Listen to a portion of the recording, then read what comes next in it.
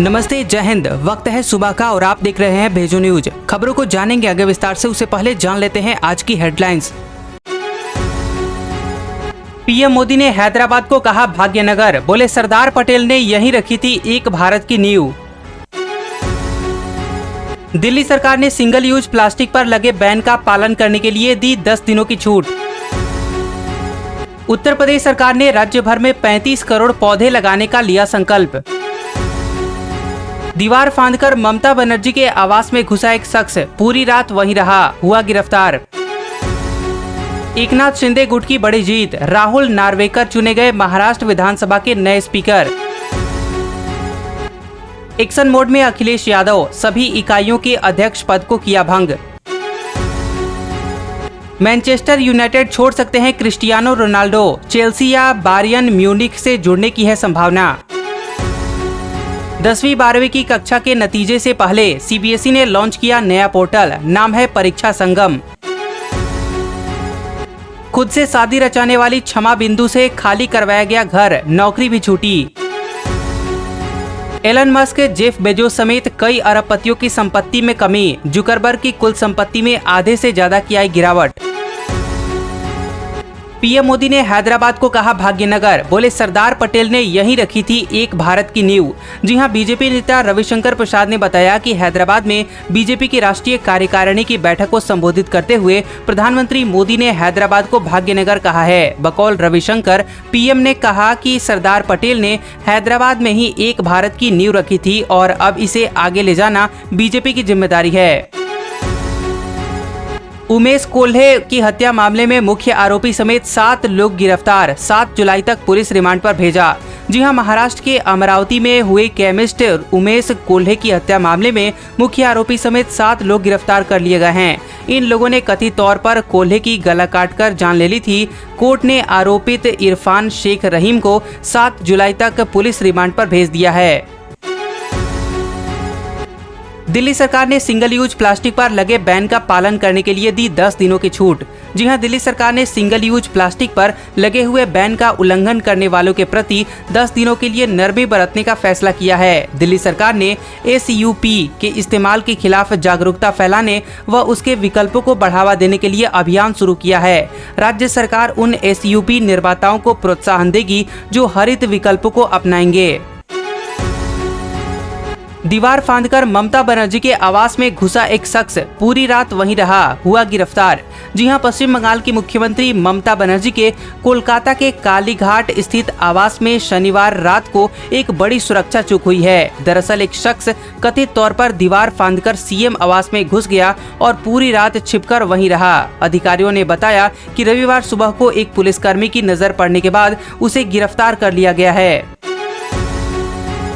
एकनाथ शिंदे गुट की बड़ी जीत, राहुल नार्वेकर चुने गए महाराष्ट्र विधानसभा के नए स्पीकर।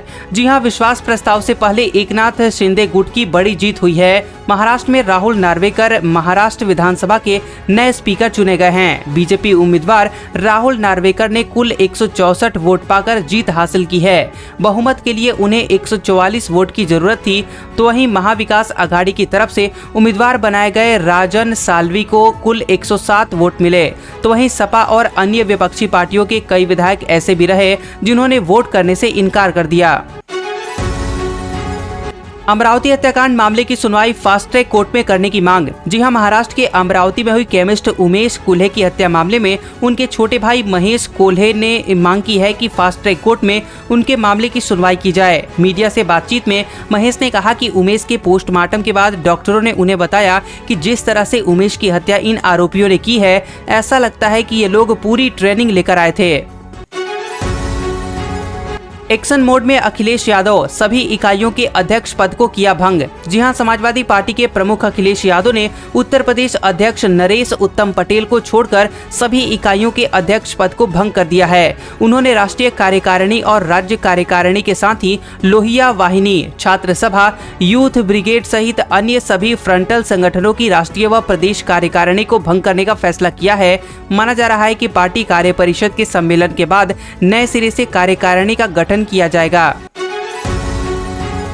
मैनचेस्टर यूनाइटेड छोड़ सकते हैं क्रिस्टियानो रोनाल्डो, चेल्सी या बायर्न म्यूनिख से जुड़ने की है संभावना। जी हां, क्रिस्टियानो रोनाल्डो एक बार फिर मैनचेस्टर यूनाइटेड का साथ छोड़ सकते हैं। मीडिया रिपोर्ट्स के मुताबिक उन्होंने इंग्लिश प्रीमियर लीग के इस क्लब के सामने अपनी इच्छा जाहिर भी कर दी है। रोनाल्डो ने मैनचेस्टर यूनाइटेड से कहा है कि वह इसी सीजन से पहले क्लब छोड़ना चाह रहे हैं क्योंकि वह चैंपियंस लीग में हिस्सा लेना चाहते हैं।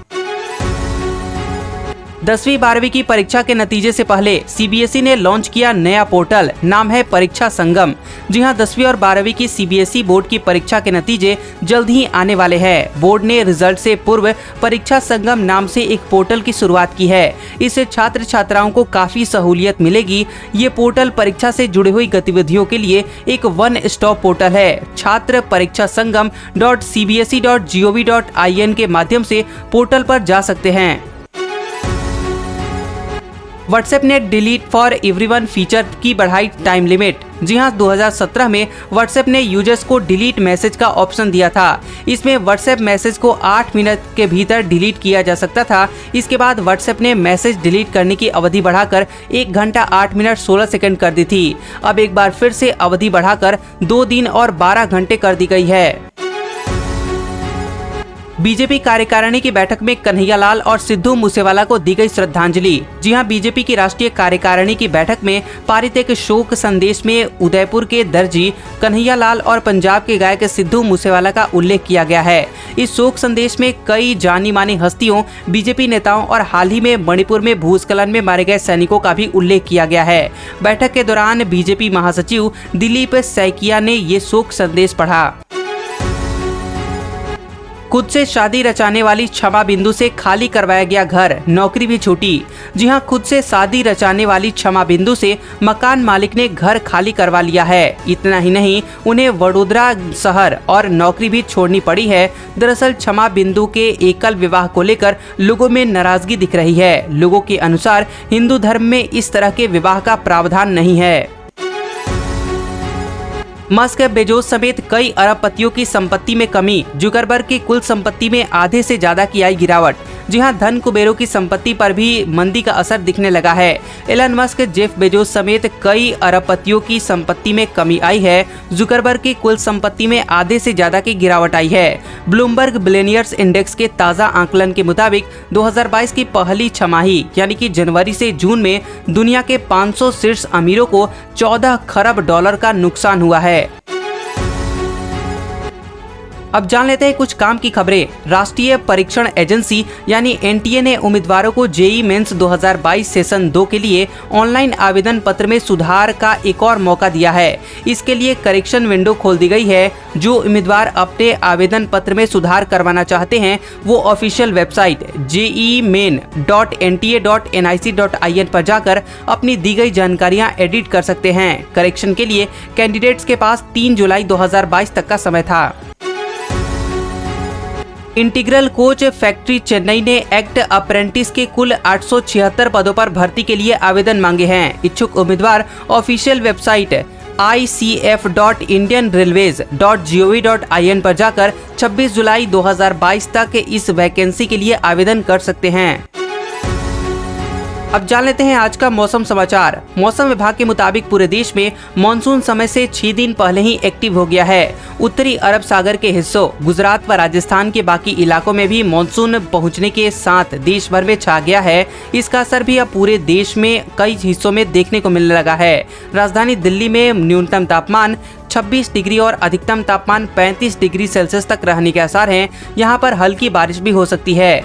मौसम विभाग का कहना है कि दिल्ली में आज से अगले 4 दिनों तक बारिश की संभावना है। उत्तर प्रदेश में लोगों को बारिश के लिए भी थोड़ा इंतजार करना होगा। मौसम विभाग का मानना है कि यूपी में अगले 3 दिनों तक तेज बारिश की संभावना नहीं दिख रही है। तो उधर गुजरात में बारिश से हालात पहले से ही खराब है। सूबे में आज फिर से बारिश के आसार हैं।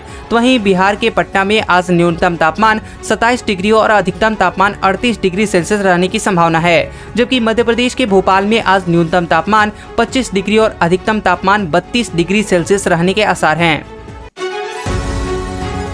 आज का सुविचार, स्वामी विवेकानंद ने कहा था, अब तक की सबसे बड़ी खोज यह है कि व्यक्ति महज अपना दृष्टिकोण बदलकर अपना भविष्य बदल सकता है।